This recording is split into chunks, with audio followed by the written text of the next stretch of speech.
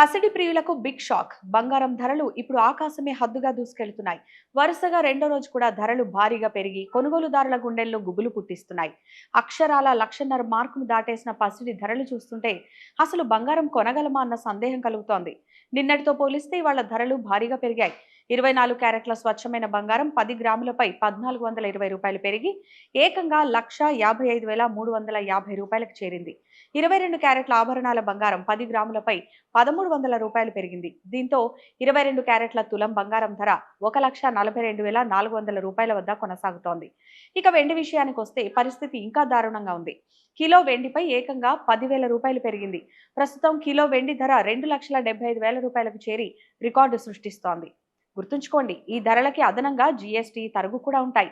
ధరలు ఈ విధంగా పెరగడం సామాన్య మధ్యతరగతి ప్రజలకు పెను భారంగా మారింది. జూన్ వరకు తెలుగు రాష్ట్రాల్లో వరుస పెళ్లిళ్లు, శుభకార్యాలున్నాయి. ఈ సమయంలో బంగారం కొనాలనుకున్న వారికి పెరిగిన ధరలు గుదిబండలా మారాయి.